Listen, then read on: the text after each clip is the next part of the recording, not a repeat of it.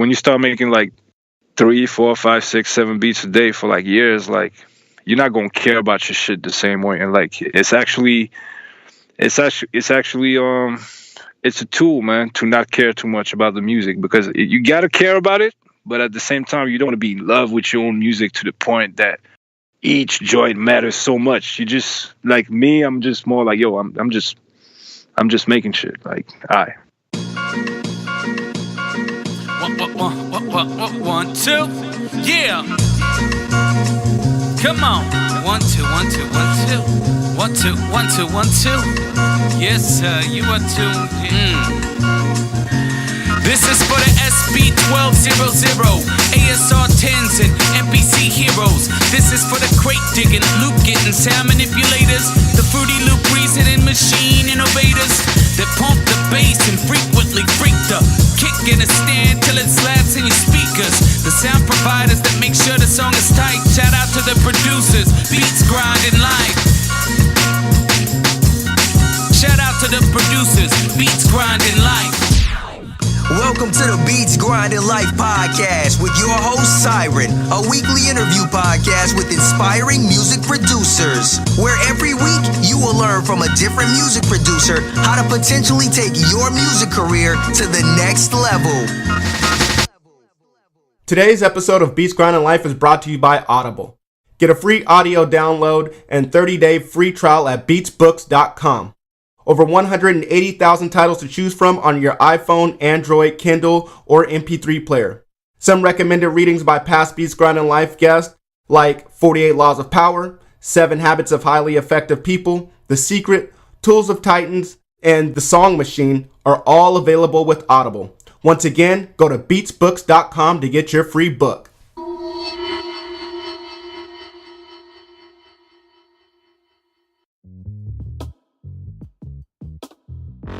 What's up, Beat Grinders? This is another episode of Beats Grinding Life. I'm your host, Siren Beats, and with us today we have Sebb Bash. Sebb Bash is a sample-based music producer and DJ from Switzerland. Sebb has a grimy, soulful sound that is extremely pleasing to the ears. He's known as one of the producers that inspires production legend, The Alchemist. As a matter of fact, The Alchemist asked him to release an LP on his record label. That album is entitled Imports, which is now available almost everywhere. His credits include Curren, Jadakiss, Tony Yayo, Prodigy, Infamous Mobb, Styles P, Maffew Ragazino, Children of Zeus, Awar, and many more. Yo, what's up, Sebb? How you doing, man? Hey, how you feeling, man? I'm feeling good, man. Just glad to have you up on here. Thank you for coming on the show, man. Really appreciate you. Thank you, I appreciate it. No doubt, man. Well, I just read a brief intro on you, man. Why don't you just expand on that intro and let the Beat Grinders know a little bit more about you? Yeah, man. Well, as far as who I produce for and everything? Maybe just a little known fact that they might not know about you. Well, like you said, I'm from Switzerland. Like a lot of people think I'm from New York, or because of the sound. But right. But I'm actually a kid that discovered the hip hop in the '80s when hip hop made cross the Atlantic for the first time, like, and breakdance and all this stuff started like basically invading the world. I'm like a child of that first invasion. Okay. So yeah. That's what's up, man. That's what's up. When I heard your music, man, I definitely heard like boom bap, but I didn't really hear New York for some reason. I don't know. Maybe it's because you one of the guys, like, I mentioned Alchemist, he's from the West Coast. I don't know, to me Alchemist doesn't really, I guess he has a New York sound, but I don't know, some of your stuff is soulful, some of it's dark, some of it's laid back, it just doesn't really have a geographic kind of, you know what I mean? I mean, like I feel like at heart I'm really like a, like I said, like, I started off the basics, like right. really the pure boom bap shit, and which I still do like heavily, but I'm also like a music guy, like some people that make beats aren't necessarily like musicians, right? You a kind of musician when you make beats, but like me personally, I'm also like a sort of a, like a more regular musician as well. So dope, man. Dope. Okay, well, man, I was gonna ask you if you play any instruments, but you might actually answer that when I ask you this question. I'm not dope. You know what I mean? Like I play drums, a little bass, keyboards. I still have like a musical dimension. That's like more than beats. That's what's up, man. Okay. Well, I mean, you did mention the drums, so I gotta ask you this, man. Do you play your own breaks? No. Okay. Absolutely. I tried, but it's actually pretty difficult to record drums. I feel like so I'd rather go to that stupid like Polish record that has 2 bars of drums on it. Those sound better than mine. Right. They always do. Yeah, right. I mean, like you said, it's hard to record, and not only that, but I mean, just the drummer itself, might be a better drummer than you. So, might as well use that.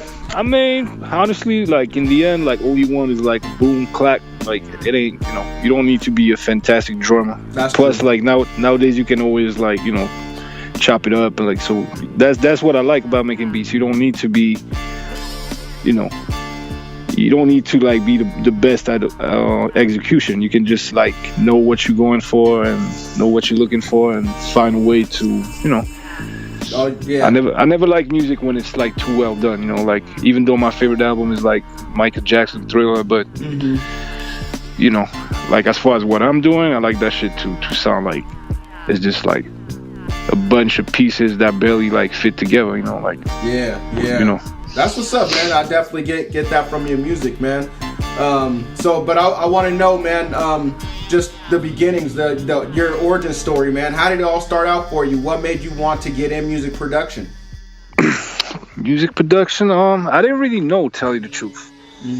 It was more like I always liked music since I was a kid, probably around 7, 8. I started like listening to tapes and radio and shit. So I was just like a music maniac from a very young age, and I guess the sampling aspect, when in the late 80s, when samplers became more affordable, like early 90s, it wasn't really affordable. It was just, it wasn't like 100,000 like in the early 80s, right? Like the Fairlight, and so you had the S1000, S1000, S950. It was you couldn't, you could get your hands on those. So yeah, man, sampling, that's really the one technique that made me want to get into it. Okay. Yeah, man.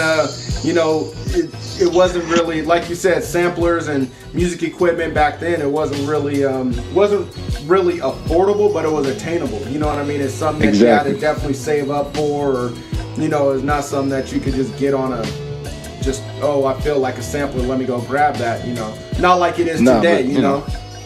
I mean, like I said, like in the early 80s, if you wanted to sample a song, like only maybe, Peter Gabriel could do it, like right. Like a big star, like, they're the only ones that could afford that shit. But, right. Like I said, like late 80s, like you could get I think I bought my first MP for like $600 back then, so, Damn. Okay. 60. Wow. That's pretty cheap, actually. Yeah. Was it used? I came up. No, I came up. Okay, that's what's up, man. That's what's up. And so, what kind of MP was it? 60. Oh, 60. Oh, okay. That's what's up, man. That's what's up. That's a legendary piece right there. I think Pete Rock used that for a minute, right? I think so. Like probably early on. Yeah. Okay, that's what's up, man. How'd you get that? How I found it? Yeah. My man had it. There was actually like a bunch of cats that's older than me that was into hip hop earlier than me, and like I think that dude he went for a different piece and he started doing like more house bass type shit, like electro, like electronic shit, and for some reason he just let go of the 60. That's people switch up style and switch up the equipment. Yeah. How much sample time was on that thing? 60 might have been. I feel it was like between 10 and 20 seconds, somewhere in there, 15, 16. Okay. I can't remember. Yeah, that's not bad though. That's enough. I mean, all you maybe speed 12, up the records to get. All that. Okay, that's what's up, man. All right, man. Well, when you got that MP60, and you were making beats, man, who inspired you? Who were you trying to sound like? Who were you trying to mimic your sound like when you first started? I never really did the mimicking thing, you know, like maybe super early on, but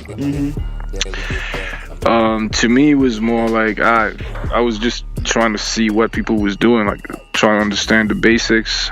Like, cool, like this cat just looped up those drums and he put this loop on top. Right. But I want to say, you know, of course, like I didn't want to sound like anyone, but the one cat that you couldn't help but try to emulate was Premier. Nice. I knew you were gonna say that. Nice. Yeah. I mean, that's, you know, there's no suspense. There's no suspense when it comes to the list of who influenced dudes like us. It's always the same cats, like Pete, Large, Premier,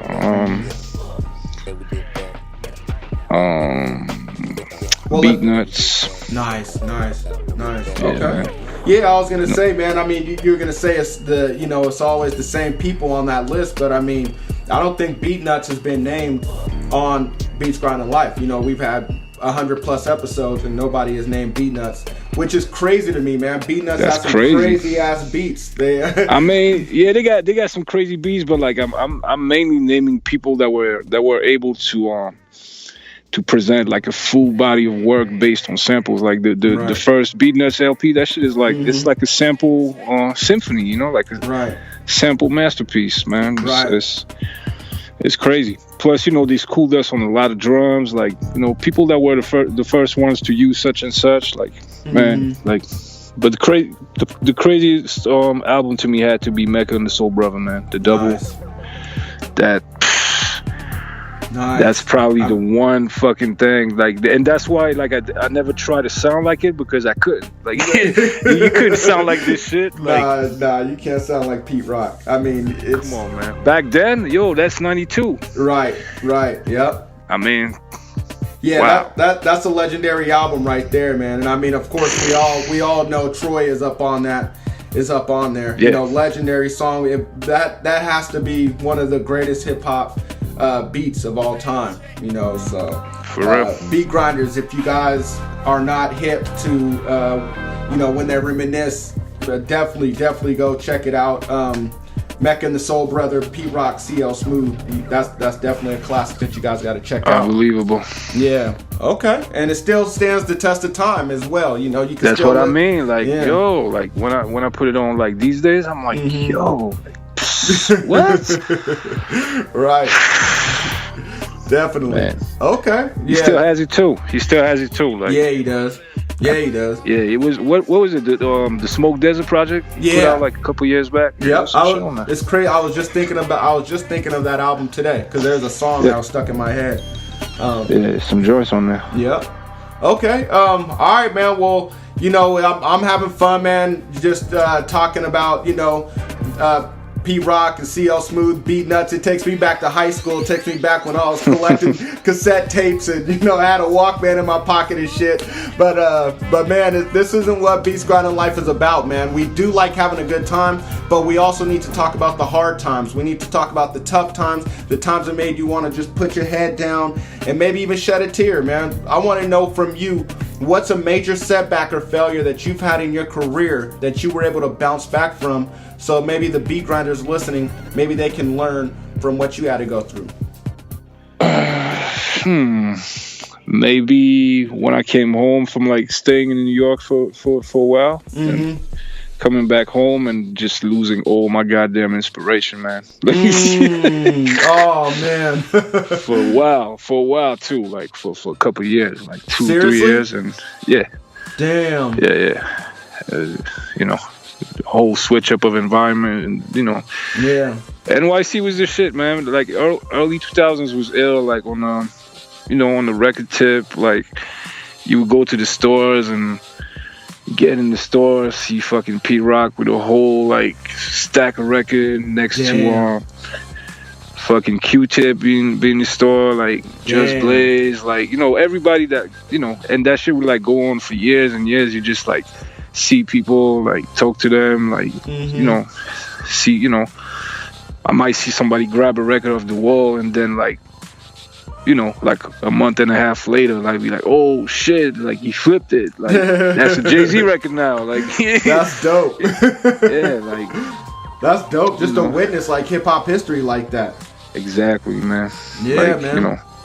Okay, so you obviously went to New York to pursue your dreams of, you know, of being a producer in this music industry. That. Okay, you could say that. Yeah, man. That. So what made you retreat? What made you leave? Just homesick, man. Oh, okay. Really. Okay. You know, but at the same time, like I said, like by doing that, I just enacted, you know, the biggest the biggest inspiration block in history. Like it was bad. It was really bad. So you know, I overcame that shit by actually challenging myself to learn how to do more. And nice. This is actually like, that's like 2009 probably. Okay. I started getting different instruments, different shit, just, you know, just to see if I could do it, you know? Yeah, man. Yeah, that's what's up, man. So I mean, with that, I mean, you obviously had a hunger to do it, to get back into it, obviously. Yeah, and you said you just challenged yourself. You said, I'm not gonna continue doing the same things I was doing. I'm just gonna learn some more shit. What was some of that shit that you learned? I mean, I think I saw you with a picture of a bass. Did you pick up the bass and guitar? Or? Just all of that. Like really, like anything. Like I bought like percussion. I bought almost like, you know, what an entire group would buy, like drums, percussion, keys, bass, guitars. You know, weird like little cheap keyboards, like $100 keyboards, little Casio shits, like weird samplers. You know, just and you know, for years I just kept like experimenting, like almost damn near every day, like for 5 years, 6. No, 6, 7 years, 5 years, 6. I don't know how long, like, but at least 5, 6 years. I just like came to the basement and did shit for no reason, like with no goal other than, you know, tweak shit. Having fun. Yeah. That's sick, man. See what can be done, you know. That's tight, man. That's tight, and obviously it paid dividends, man. I mean, you know, with some of the credits that you have, and you know, some of your recent success, and it seems like it's only growing. You know, so yes, I think it is. I you know, I don't want to say too much, but I think I'm working more. Nice, man. That's what's up. Well, more. Kudos to you, man. I'm happy to hear that on Beats Grinding Life. We're always definitely happy to hear that the guests on here are doing bigger, better things, because you guys' success definitely fuels all of us. So thank you, man. That's dope. Thanks. All right. Well, Beat Grinders, I hope that you guys heard Sebb, and I hope that you guys are inspired by that. If you guys have, you know, some kind of block, which, you know I do too sometimes. What he was saying, just experiment with shit. You know, if the shit in your studio isn't bringing any inspiration, go outside of your studio and find something that will. So that's what's up, man. Also, like, yo, if I had to, like, you know, I don't like to give advice and shit, but please do, man. That's what you came on here for. I wanna tell people to not, you know, to not sleep on, you know, like at the same time, like you might have like the same records in front of you all the time. It might not inspire you anymore. Like, you know, you might feel like, oh, I want to buy more stuff, you know, buy more of this, buy more of that. But, you know, like me, I see like how like 20-25 years after buying a record, I'm still using it. Right. I'm still amazed by shit, and that's where I'm trying to go with this. Like, don't forget to still be amazed, man, because people overlook a lot of shit. That's the truth. Like, and a lot of the records that we like, you know, those loops, like a lot of those things are rare, and a lot of them aren't. Right. They just, you know, somebody just needed to put their finger on it and go like, hear those two bars right there, and make that shit legendary. So, but you have to still be amazed by stuff to like get them, Yeah. If not, it'll just be noise to you, just a little, insignificant piece of music. Yeah, and I think a lot of it too has to just be about perspective. I mean, you and mine, just a different mindset. You may not have that, or you may not have that ear trained a certain way when you hear a sample, and then when you go listen to it years later, you're in a whole different perspective. Right. Your ear has been trained in a whole different way. So, well, that's what's up, man. Well, thank you for that advice. Beat grinders, take his advice. So, all right, man. Well, I'm sorry to take you down that dark path, man. It's all good. It's over. Yeah, it's over. It's over. All right, cool, man. Well, we can hop on the other side of the fence, man. Let's talk about your greatest moment that you've had in your career thus far. What do you consider your crowning achievement? My crown achievement hasn't happened yet. Everybody says that, right? Yeah. Hasn't happened yet. For me, really, it hasn't happened yet. But I think my greatest achievement so far is the fact that I'm still hungry, man. Nice. Like I'm doing this for like a long time with not necessarily a lot of money or I'm just doing it for like I said before, sometimes for no reason at all. I'm just doing it because I love it. So nice, man. But just the fact that I'm still here doing it and loving it, and like you mentioned earlier, like the fact that I'm able to like send my music to some people like that I respect a lot for a long time, and knowing that they're gonna listen to it and maybe like link me up with some other cats, and basically I'm making music and like feeling like it's being used the right way, and that shit is like so important because sometimes like I seen so many cats just make shit and that's talented, and they don't really know, or the music, in the end the music might not really get used up the right way. So that's my greatest achievement, man. I'm still here doing it, doing what I love, and people care.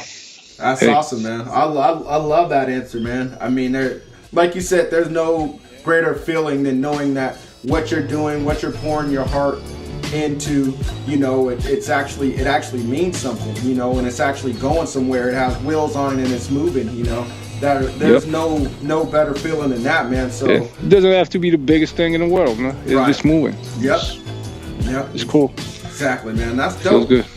Okay, man. Well, here on Beats Grinding Life, man, we're all striving for greatness. You're doing the same thing. You're striving for greatness, and you may be a little further down the road than a lot of us, man. So we want to know, what do you do in a typical day, so maybe we can emulate what you do, and maybe we can achieve some of the things that you have. Unfortunately, I do the same. It's Groundhog Day, man. I do the same shit every day. Nice. Just nice. Wake up, eat, take a bath for like 2 hours, think about shit, go to the lab, don't know what I'm gonna do, put on a record, get inspired, start flipping shit. As soon as I make one, I want to do another one because I'm sick of listening to the first one, so I need another one. Then when I make number 2, I want to make a third one because I'm sick of number 2. Then at the end of the day, I listen to all 6 or 7, and I like all of them. Like, nice. That's the day. That's what's up, man. That sounds like a perfect day. I mean, I think, I read the book Mastery by Robert Greene, and he was saying, it's just, in order to master your craft, you just gotta just sit down and just be in a room sometimes by yourself and just do that shit, and that's what it takes. That's all I do. Nice. I'm loving that, man. Stay by myself, don't speak, don't eat. Okay. That's it. All right. Just, cool, just having fun with the records, man. Just having fun with the sound. Nice, man. Well, it sounds like a great time, man. We're gonna switch segments, man, and this portion of the interview is called In the Studio. So you just told us a little bit about what you do in the studio, but we're gonna dive a little deeper into that. We're gonna find out what you do, how you do it, man. So you ready? I'm ready. Okay. What do you do? I'm ready. What do you do when you first start making a beat? Do you have a set ritual? Do you like to light incense? Do you like to smoke? Do you like to have some coffee? Yes. Yes. Yes, I like to smoke. Okay. Yes, you. That's what's up, yes. Man. Okay. Any other yes, rituals? I do. Not really. Okay. Not really. Because like I said, I do that shit every day, so right. It's nothing. Okay. What's a not so secret weapon that you have in the studio?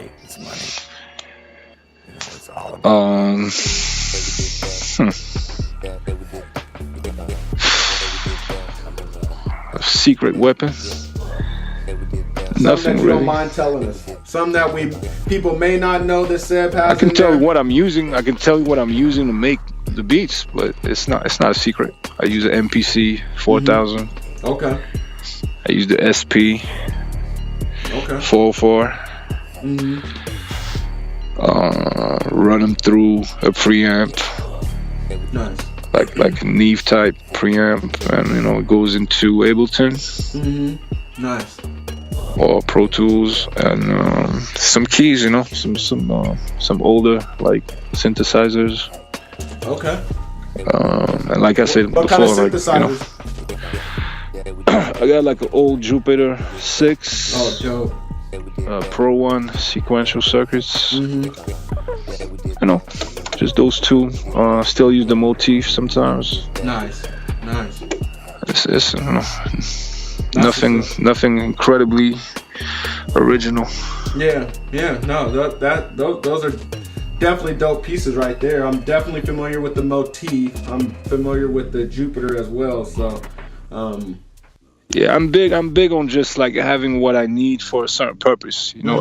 I don't want to have like a billion fucking cents that that when I describe them, I have to say, yes, it's the same as this one, but it has this charm. It has this charm about it. Like, yeah, I mean, right. I'm not rich enough. Maybe when I'm rich, I do the charm shit. But right.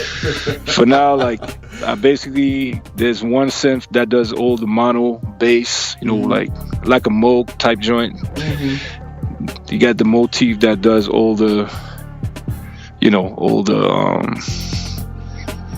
I don't want to say the modern sound, but it's kind of like a vast expander of sounds, okay. With all the different like horns and pianos and nice. Marimbas and right. Very realistic like instruments. Mm-hmm. Then you got the Jupiter that's more like a polyphonic synthesizer that to play chords and shit like that. Sure. So they all have a purpose, and then all the rest is just toys, and I don't really need more than that. Okay. For now. Man. Plus I'm honestly 90% of my shit is samples anyways. So. Yeah, I was just gonna say that. Now I got to go back and listen. I mean, I was gonna go back and listen to imports anyway. Actually, as a matter of fact, I was gonna buy it. I saw it was on Fat Beats, which I was surprised because Alchemist usually when he releases shit, that shit goes so quick, and so I thought that your shit would have been sold out, but I see it's available everywhere. I'm not him though. I know. Yeah, I know. I just saw it was on ALC, on his record label. So I'm not him. But my shit doesn't move as fast. Sorry. Nah, man, don't be sorry. Hey, sorry, bro. Beat grinders, you guys definitely go pick up Sebb's LP. It's available, like I said, everywhere. I saw it on Fat Beats. I saw it on Target's website, which I was surprised. So, yeah, it's around. Yeah, man, it's around. It's a good introduction. If you listen to that, you'll know what I'm about. Right. Dope shit. It's the little shop of horrors right there. But what I was gonna say is, it sound like just straight samples on that LP, and so I gotta go back and listen for and just to hear some of the other stuff besides just stuff that came off of vinyl that's on there. So right. That's what's up. Okay, well, Beat Grinders, you guys heard everything that's in Sebb's toolbox, everything that's in his studio. I'm going to list everything that he just mentioned on the show notes if you guys want to check it out, curious, want to read about some of the synths or keyboards or anything, then I'll have links on the show notes. So, all right, this next portion of the interview is called In the Mix. We're just going to speed things up a little bit, kind of like rapid fire. I'm going to ask you a quick question. You fire back with a quick answer. But if you need to take your time, it's more than welcome, man. Gotcha. So, all right. Do you prefer using samples or making beats without samples? I think we know the answer to this. Yeah, but actually, it's not even. I like both. I like a balance. I only like to do the same thing like maybe twice in a row, and then I switch it up. So dope. I just need to switch it up to want to go back to the first thing. Okay. Dope. All right. I honestly didn't expect that, so that's what's up. What's your opinion on selling and leasing beats online? I don't really have an opinion. If you want to do it, it's cool. Okay. I don't. Nice. Plug-in that you think every producer should have in their arsenal. Plug-in or VST? Let me see.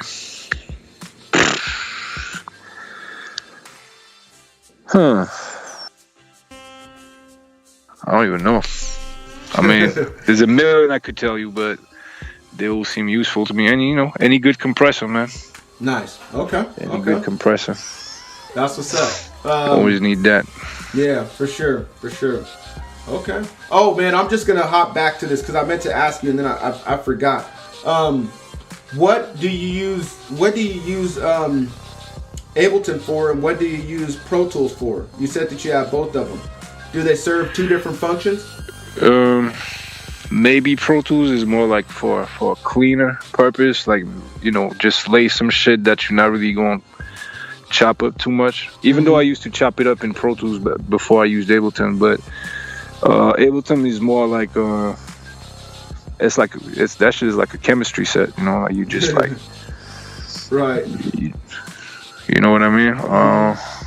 But yeah, it's 98% Ableton anyways these days. So wow, okay. Ableton. I'm not gonna lie. Everybody's or not everybody, but a whole lot of people are switching to Ableton these days. So I mean, creatively, honestly, like as far as I'm concerned, like Ableton, like I'm not crazy about the sound, like but there's a bunch of machines that actually didn't have the best sound, but that were dope creatively. So that's the way I approach it. I'm like, maybe it's kind of weird to say that about like about a DAW, but I take it for what it is. I'm like, all right, cool. It doesn't have I kind of like Pro Tools' sound better. It's kind of like a little bit more. It has more space to it. It's kind of hard to describe. It's very subtle. Okay. But Ableton for like the creative things that you can do with it, there's no match. It might be the most creative fucking tool ever fucking conceived, in my opinion. Wow. Yeah, that's the way I feel. Yeah. I mean, I remember a guy was telling me this like maybe like 6-7 years ago. He had Ableton and he was like, man, this right here can do any and everything that you want. And I'm like, get the fuck out of here. I'm on Pro Tools, that's industry standard.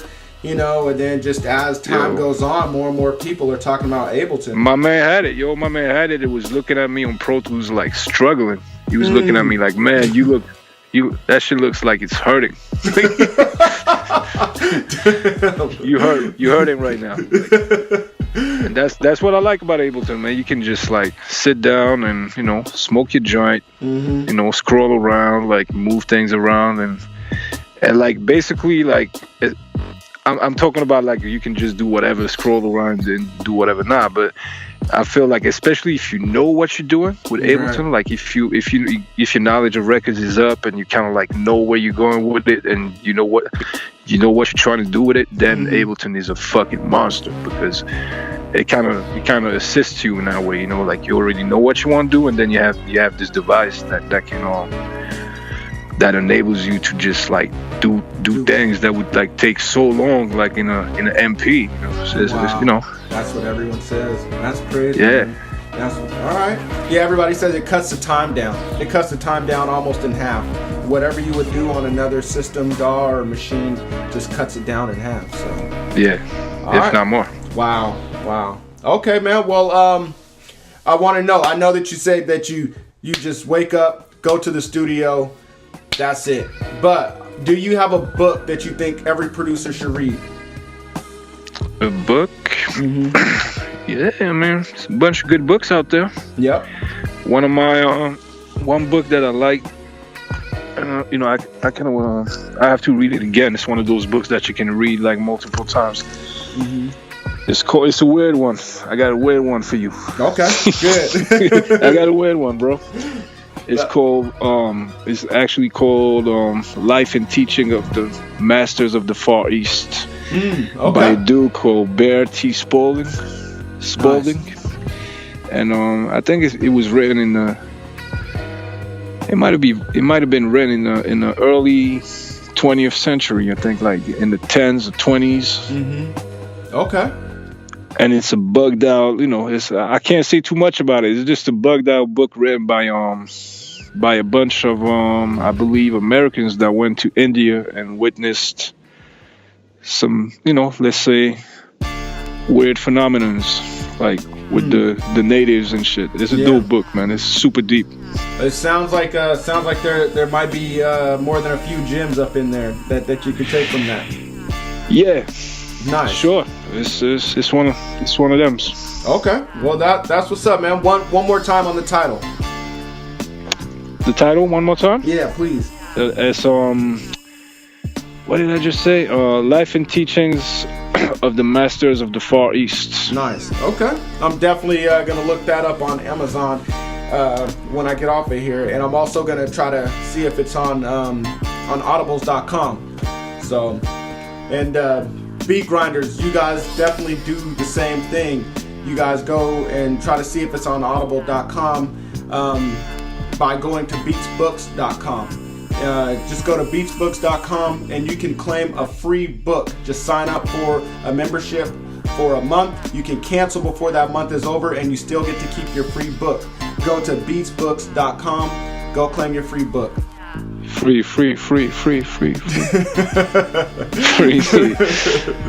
Dope, man. Okay. Is there an internet resource that you use that you think every producer could benefit from? And when I say internet resource, I mean a mobile app or a website. Some people have mentioned probably Bandcamp. Nice. I would say for a producer, you know. Yeah, definitely. It's a pretty dope site. Damn, man. I mean, you're coming with some great answers, man. No one has mentioned Bandcamp. I'm surprised. I'm surprised. What? Yeah, no one has mentioned Bandcamp. You're the first one. MySpace.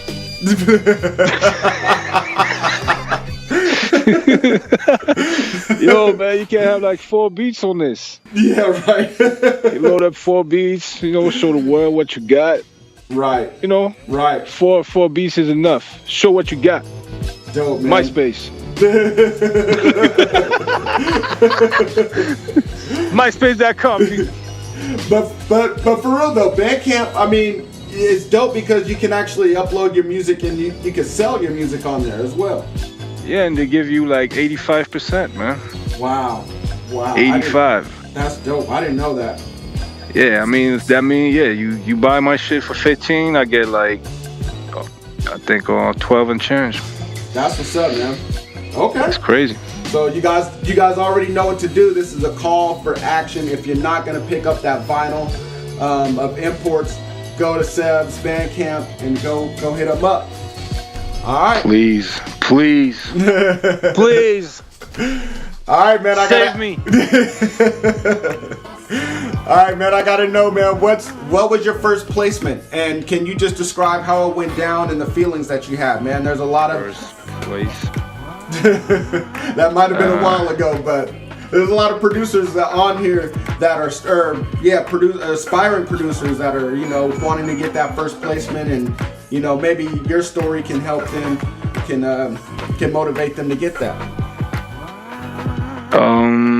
I mean, I started like when I started working at Fat Beats in '99. Dope. I did a bunch of my first joints, like I did a joint for my man Destroy. I did a joint for the Juggernauts, like a bunch of indie shit. Yeah, I remember the Juggernauts. Yeah, Juggernauts, a song called Generally. Nice. I think that's kind of like, I would say that's the first one like that got people's attention, like for some reason. Okay. Generally by the Juggernauts. Then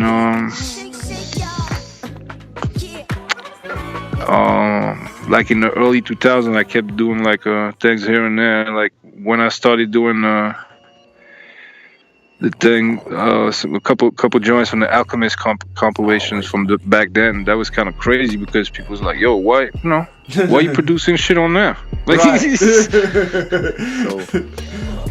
so that was around the time that he was doing all the great shit too, like the Hold Me Down, and like I was actually at the session for Hold Me Down. Really?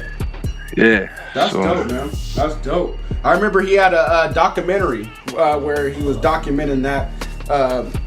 Where he was creating that album. Yep. At the crib. So yeah, so that's the era that that's like what 02, 03, 04. Yeah, that's the era right there that I was talking about earlier. Those were good days right there. That's what's up, man. NYC. Damn. So I mean, you were at Fat Beats like right before it closed, then, right? Kind of like earlier than that. I think it closed around maybe 2011, 2010. Okay. You were there way before. Okay. Yeah, I was. Yeah. I was just gonna ask if you knew if you happen to work there with J57. No, but I remember him being in the store, and I know, I don't really know him, but we, Okay. I salute him when I see him. Yeah, that's what's up. Dope producer, past Beats Grinding Life guest. So. Yep. Okay. Cool guy. Yeah, definitely a cool dude, man. All right, man. Well, what's your favorite song that you ever produced? Probably the Jadakiss joint. Nice. What's it called? Nightmares and Migraines. Okay. What's an album besides one that you worked on that you think every producer should listen to, and why?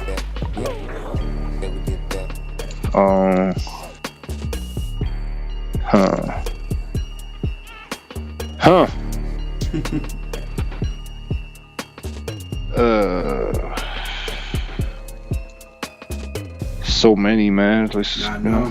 Every time I gotta pick a record, it's always hard because like you need the bad ones to make the good ones sound good, and vice versa. And you need both, you need that, you need all these different plants and all these trees to make up that forest. Right. It's hard to pick one. Okay. Well, I mean, I'm just gonna throw one out there. You did say your favorite album was Thriller, right? Yeah. Okay, and that one has actually been mentioned for this answer like so many times. I think that album almost more than any other album by Michael Jackson. It's just something about it, man. Yeah. I mean, so many hits. What hasn't been said, Right. Yep. Okay. All right, man. Well, this is where the interview gets weird, man. And so I'm just gonna we're just gonna dive right into it. You going spiritual on me, We're not going spiritual, no. But it's just taking a creative avenue. So I'm gonna have you put on your thinking cap and get your creative juices flowing a little bit. I'm gonna put a pick in one hand, a hammer in the other. I'm gonna take you to Mount Rushmore, and I'm gonna have you carve out 4 producers to put on Mount Rushmore. What producers are going on there?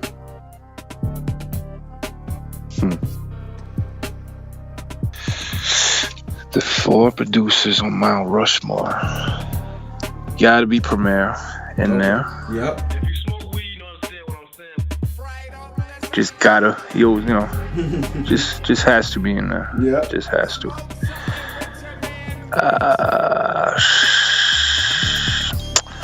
That's the thing I was talking about earlier. It's like when it comes you talking about like what, rap for rap? Anything, any genre, whoever you feel like are, just the, I don't want to say forefathers, because I mean music goes back so far, but I mean just, when Sebb thinks of music production, these guys' faces are up there.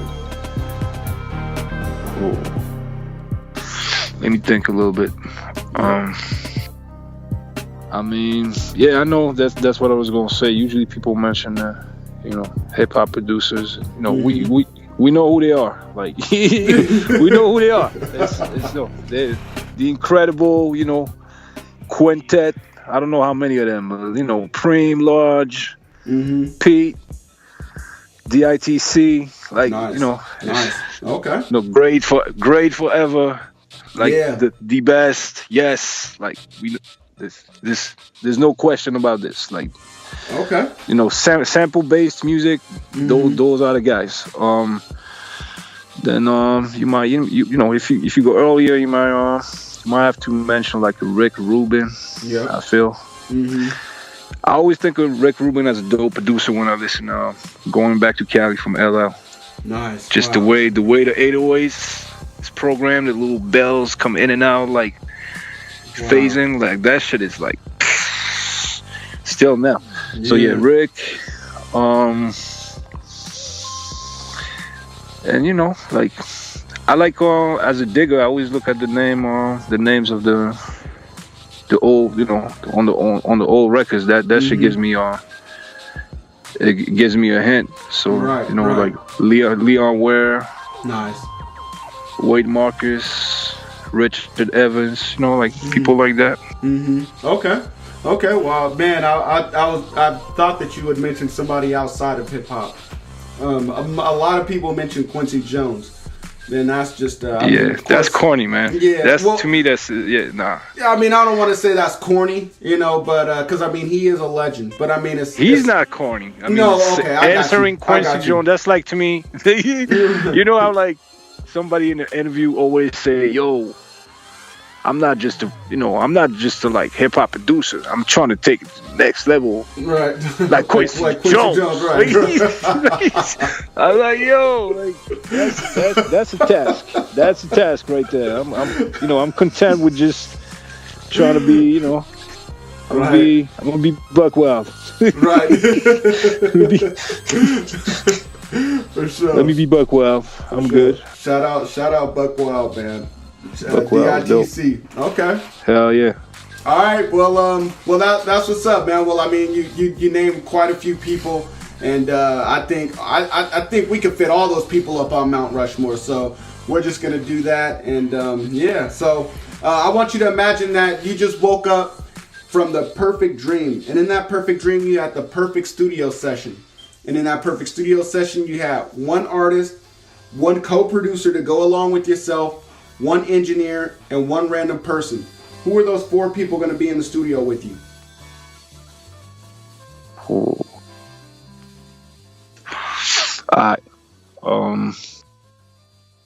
Lil Fame. Okay, I'm already liking this. Yeah, Lil Fame solo again. Right. Doing the Lil Fame solo thing. Who's helping me out? Who's helping me out? I'm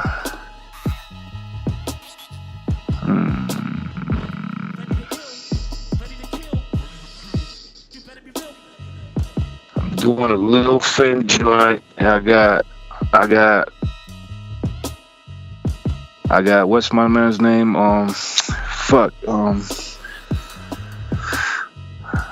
my man that did the Rick Ross joint with the Bink? The Bink. I'm doing a Lil Fame joint with Bink. Like I'm doing the beat, I'm doing the beat. I'm getting some ill, like weird samples, but I'm getting Bink to like, yo, play some drums like in the back and like mix it, and then you said like what? Somebody's in the room? Oh, the engineer. Yeah,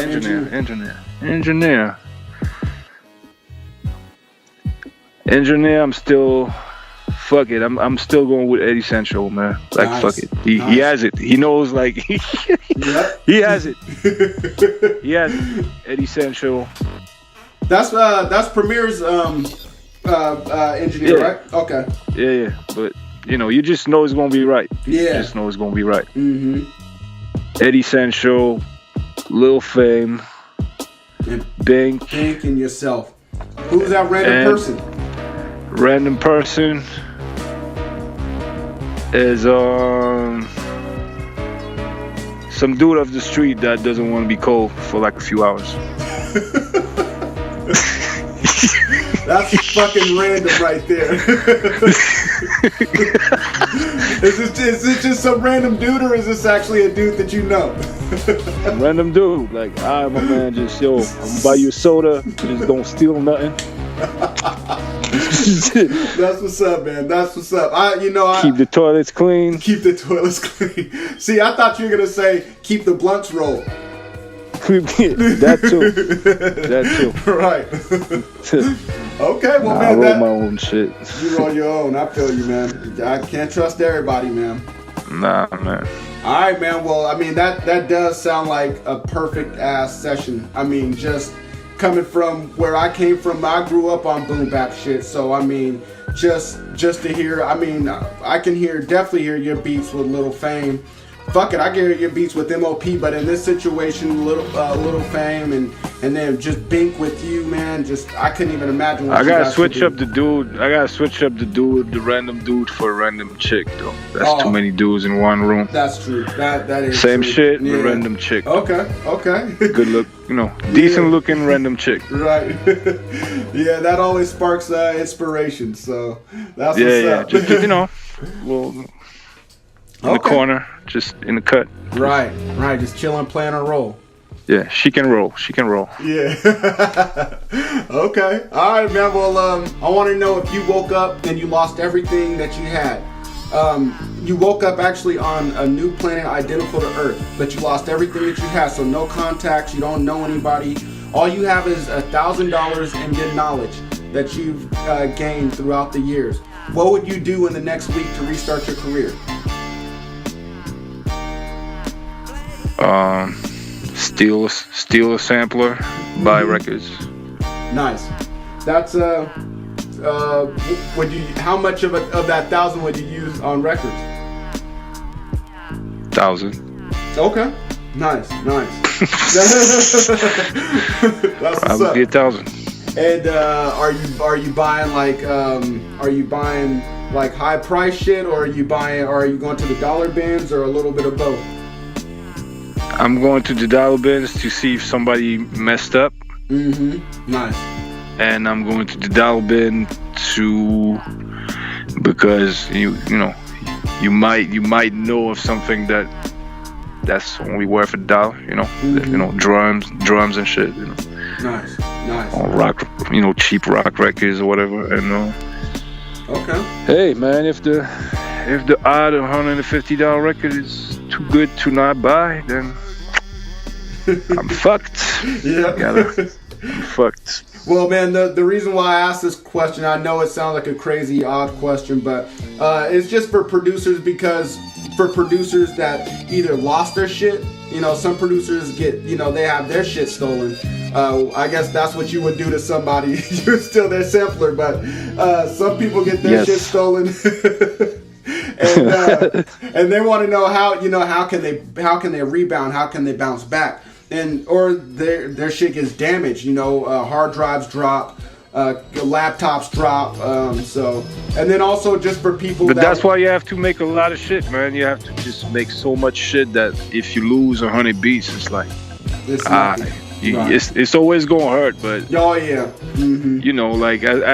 as long as you bounce them all and you got them in iTunes, or you got them on like a USB stick or whatever, like to me, I always make sure I kind of pre-mix it and it sounds kind of how I want. So worst come to worst, like I kind of like enter the Mad Lib dimension after a while. Like when you start making like 3, 4, 5, 6, 7 beats a day for like years, like you're not gonna care about your shit the same way. And like it's actually it's a tool, man, to not care too much about the music, because you gotta care about it, but at the same time you don't want to be in love with your own music to the point that each joint matters so much. You just like me, I'm just more like, yo, I'm just making shit. Like, I lost 5. Boom. I know what it was. I flip it again. I know where the loop is. Like, you just gotta be prolific to the point where that shit doesn't really, keep going. No, yeah, you're right. You're definitely right. Can't be married to certain beats, you know. And I know when I first started out that way, I was, and that put a hinder on me because I didn't want to give my shit to local artists because I was waiting for Jay-Z to rap on certain beats or, you know, just, you know, or whatever. So, but I feel you on that. But yeah, thanks for your answer, man. Thank you for that. That was definitely a good point, man. But all right, man. Well, I want to know when it's all said and done, when you got to wrap this shit up, man. I know you're probably not going to because you're too in love with music. But, you know, when it's all said and done, man, what do you want your legacy to be, and what does legacy mean to you? Not much. Not much. I'm not, you know.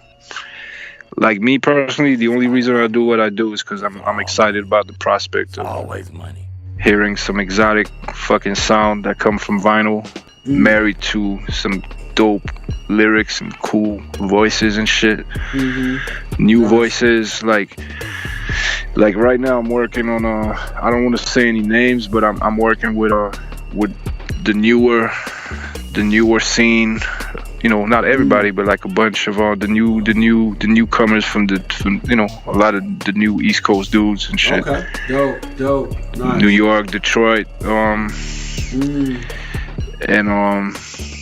that's what excites me, man. I'm you know, this is I don't really care about the legacy, how people like view, you know. Right. As long as you're happy, you're having fun. And yeah, man, it's for now. It's for now. Like, you know, how people see me when I'm dead and shit, like I'll be dead. So it doesn't even matter. Yeah, like right. Okay. Nah, it always bugs me when people say that, like, yo, like, you know, I want my legacy to be. I'm like, yo, like, trust me, you won't care. Yeah. You won't care. That's definitely true. Yeah, man, we have not explored that answer yet. You know, a lot of people usually say, you know, they say what you would think they would say, you know, and so that's an interesting take on that. So, all right, man. Well, what's the greatest piece of advice that you've received coming up, and what advice would you have for all the beat grinders listening today? Best piece of advice was do it for the fun, and the best piece of advice I can give is do it for the fun. Dope. You guys heard it from Sebb Bash. You guys just do it for fun. If you ain't having fun doing it, there's no point of doing it. So it'll definitely come through in your music. Yeah, man, you gotta want to do it. Yeah, yep. All right, well, do you have any more words for the listeners that you want to let them know? Do you have any projects that they need to be looking out for, or do you need to tell them about imports one more time? And if you can, let them know how to contact you if you want to be contacted. You can contact me on Instagram. Follow me, Sebb Bash. You can check out like you said, the imports project on Bandcamp.com. And you know, look out for like I said, new you know, new rap stuff this year with a bunch of like new guys that are, you know, it's a dope time right now. It's a renaissance right now of good, like, you know, the type of rap we like, you know, I feel. So it's a dope time for me because, you know, there's ears again for that type of sound. So yeah, man, you know, it wasn't necessarily easy for in certain years. So now we good again. Nice. So that's, so, you know, yeah. I've heard that advice for so long, is just keep doing what you do. You know, you don't have to conform because everything comes back around. Everything comes in cycles. Yeah. So now is that time. Like, you know, nice. We talked about it for a long time. Nice. Okay. All right, man. Well, thank you again for coming on the show, man. You definitely, no doubt, man, you know, spread some gems that we can definitely take and apply, you know, immediately. So thank you for that. Really appreciate it, man. Boom. No problem. All right, and Beat Grinders, thank you guys for tuning in, listening to another episode of Beats Grinding Life.